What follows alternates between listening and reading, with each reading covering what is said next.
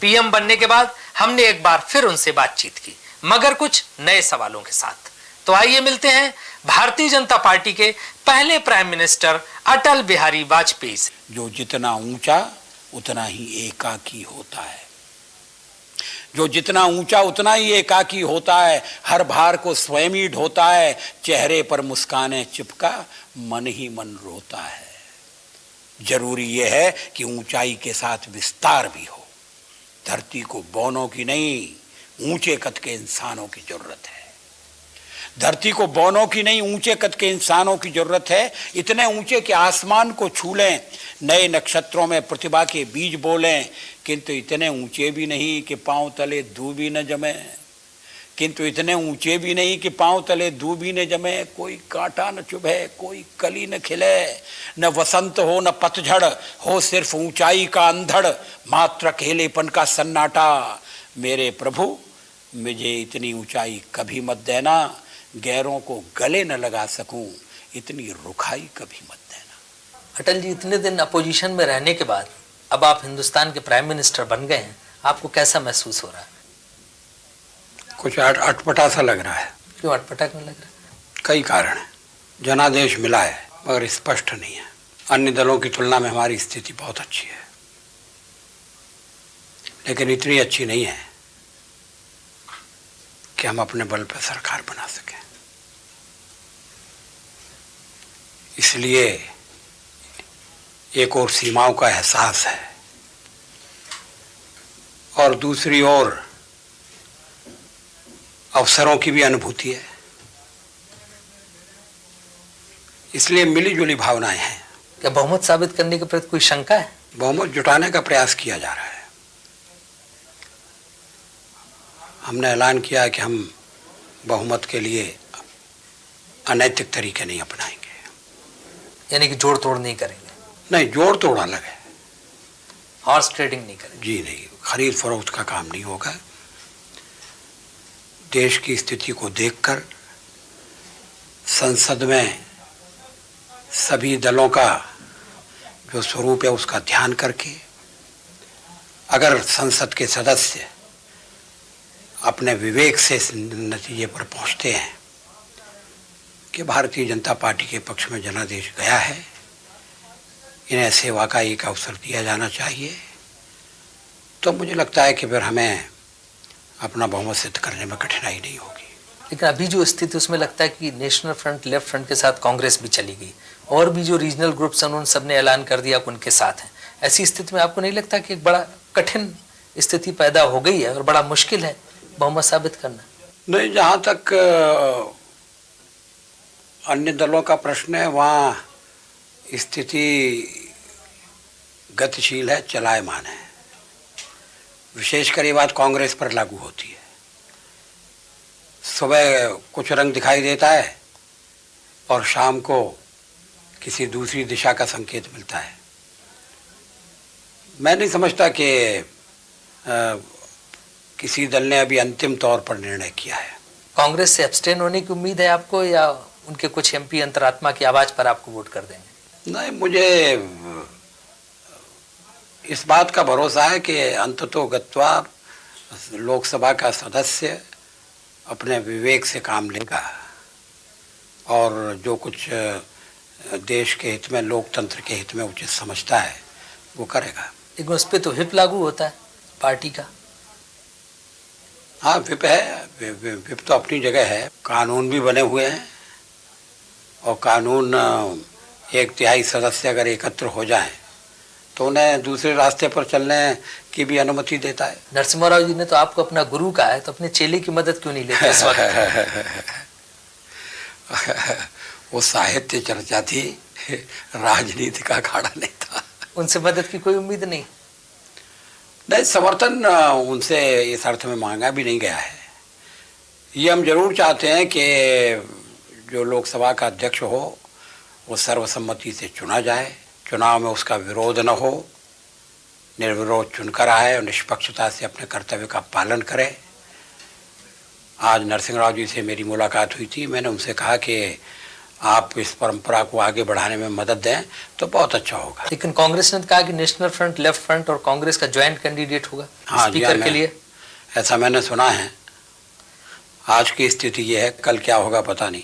तो उस कैंडिडेट को आप सपोर्ट करेंगे या अपना एक नया कैंडिडेट आप देंगे? ये तो हम उसी समय तय करेंगे। अभी भी मैं उम्मीद करता हूं कि श्री शिवराज पाटिल के नाम पर सर्वसम्मति हो जाएगी। आप उनके नाम का समर्थन कर रहे हैं? अगर कांग्रेस पार्टी उनका नाम लाती है तो हम उसका समर्थन करेंगे। आपकी सरकार की प्राथमिकता क्या होगी? प्राथमिकताएं तो कई होंगी। देखिए, देश की परिस्थिति ऐसी है कि कई साथ एक काम करना पड़ेंगे। एक या दो खास? अब 2 दिन से आसाम की स्थिति इतनी बिगड़ गई है कि कोई भी सरकार सत्ता में आने के बाद उसकी उपेक्षा नहीं कर सकती। हिंसा भड़क रही है। भारत की फौज को वापस बुला लो, दिल्ली की फौज को वापस बुला लो, ये मांग हो रही है। एसपी की हत्या कर दी गई, कहीं सांप्रदायिक तनाव भड़क गया है। अब असम की स्थिति को काबू में लाना, असम सीमा प्रदेश है, ये बहुत जरूरी है। दूसरी ओर पाकिस्तान तुला हुआ है कश्मीर में चुनाव न होने पर। हम चुनाव के पक्ष में नहीं थे। हमने कहा था कि चुनाव के लिए परिस्थिति अनुकूल नहीं है, लेकिन एक बार जब सरकार ने फैसला कर लिया कि चुनाव होंगे, चुनाव की प्रक्रिया आरंभ हो गई, तो सत्ता संभालने के बाद हमने ये नहीं सोचा कि हमने पहले क्या कहा था और अब हम अब हमें कैसा रवैया अपनाना चाहिए। हमने कहा कि जो एक नीति तय हो गई है उस पर हम दृढ़ता से चलेंगे, और पाकिस्तान के दबाव में आकर हम कश्मीर में चुनाव रोक दें, ये स्थिति कभी नहीं आने दी जाएगी। तो कश्मीर का मामला भी है जिसको प्राथमिकता देना पड़ेगी। कश्मीर के मामले में धारा 370 के बारे में क्या? धारा 370 एक गौण प्रश्न है, मुख्य प्रश्न नहीं है। मुख्य प्रश्न है आतंकवाद को दबाना, आतंकवाद को परास्त करना और कश्मीरी जनता का विश्वास प्राप्त करना। 370 अगर कश्मीर के लोगों को ठीक तरह से समझाया जाए तो आम आदमी उसका विरोध करेगा, ऐसा मैं नहीं समझता। आर्थिक नीति क्या होगी? जो नरसिम्हा राव सरकार की या मनमोहन सिंह की आर्थिक नीति थी, उस पर आप कायम रहेंगे या कुछ बदलाव करेंगे? नहीं, हमने चुनाव घोषणा पत्र में अपनी आर्थिक नीति का विस्तार से विवरण दिया हुआ है। कोटा परमिट राज के हम खिलाफ हैं और हम आर्थिक क्षेत्र में प्रतियोगिता को बढ़ावा देना चाहते हैं। लेकिन अभी तक देश का आर्थिक वातावरण ऐसा था कि जिसमें उद्योगों को संरक्षण था। अब उद्योगों को प्रतियोगिता के लिए और विश्व प्रतियोगिता के लिए तैयार करना है। विश्व प्रतियोगिता मतलब कि एमएनसीज को, मल्टीनेशनल्स को जी नहीं, उसी तरह आने दिया जाएगा। कुछ क्षेत्रों में तो अभी भी बहुराष्ट्रीय कंपनियां काम कर रही हैं। कुछ क्षेत्रों में बहुराष्ट्रीय कंपनियों को लाना हम पसंद करेंगे।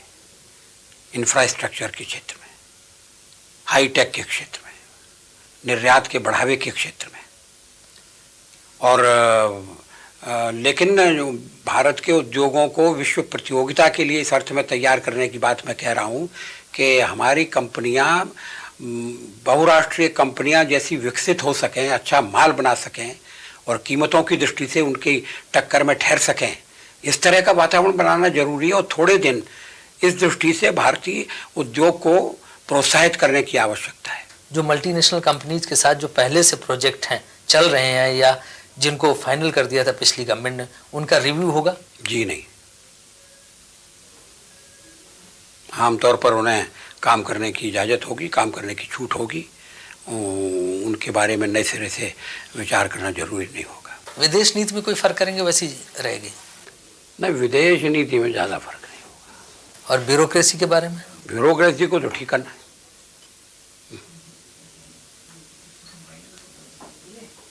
लेकिन सरकार तगड़ी हो, बहुमत हो तो ठीक होगी। मुस्लिम्स को काफ़ी एक तरह से दहशत या गलतफहमी या भय है इस बात का कि भाजपा की सरकार आ गई, पता नहीं क्या होगा उनके लिए।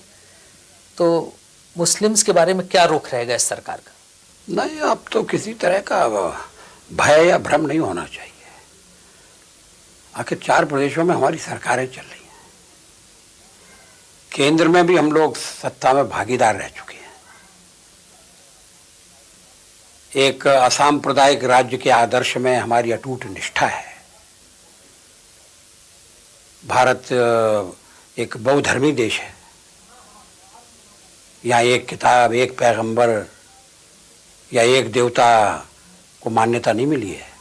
तो इस आधार पर हमारे मुस्लिम मित्रों के मन में कोई भ्रम नहीं होना चाहिए।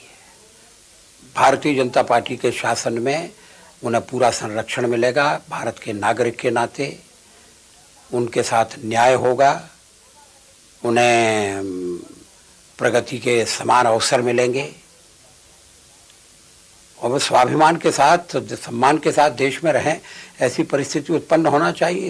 ऐसी परिस्थिति उत्पन्न करने में उनका भी योगदान होना चाहिए। वो अपने को अलग थलग क्यों बनाए हुए हैं, ये मेरी समझ में नहीं आता। कुछ मुस्लिम नेताओं का उद्देश्य स्वार्थ उससे पूरा हो सकता है, लेकिन आम मुसलमान के वो हित में नहीं है। बाकी पार्टियां जिस तरह से कहती हैं कि कम्युनल फोर्सेज इनको रोक दिया जाए और ये एक सरकार एक तरह से सांप्रदायिकता पर आधारित सरकार है, इसलिए इसको रोकने के लिए, बीजेपी को रोकने के लिए हम सबको एकजुट हो जाना चाहिए, सरकार को गिराना चाहिए, तो वो एक मुसलमान को ही ध्यान में रख के लोग बात कहते हैं। जी हाँ, ये सही है। मुस्लिम वोट बैंक पर उनकी नज़र है, लेकिन न वो मुसलमानों का भला कर रहे हैं न देश का भला कर रहे हैं। अगर इस देश में हिंदू सांप्रदायिक हो गया तो सेकुलरवाद कैसे बचेगा?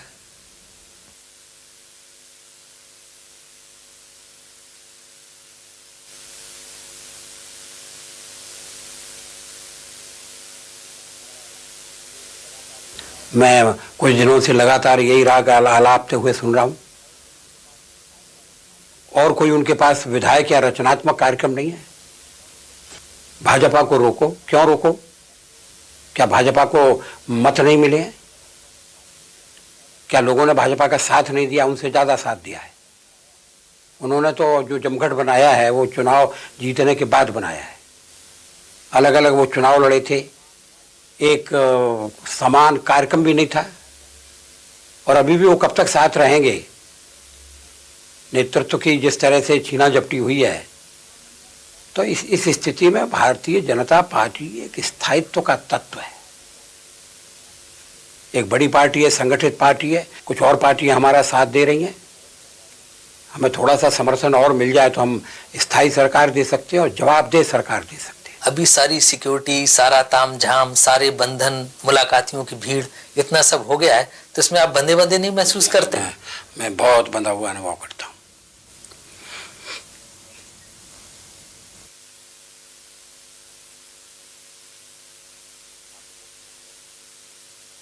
आप इमोशनल हो रहे हैं। मैं जब से आया हूं तब से ये कह रहा हूं कि भाई इतनी सिक्योरिटी की क्या जरूरत है? रास्ते बंद है, सड़कें सुनसान है, ऐसा लगता है जैसे हड़ताल हो गई हो, और देशवासी इतनी दूर खड़े कर दिए जाएं। हमारे अपने कार्यकर्ता, हमारे अपने लोग पास ना आ सकें, उनको समझाना भी मुश्किल है। उचित प्रबंध ठीक है, उसमें दिखावा बहुत कम होना चाहिए और थोड़ा सा भगवान पर भी भरोसा होना चाहिए।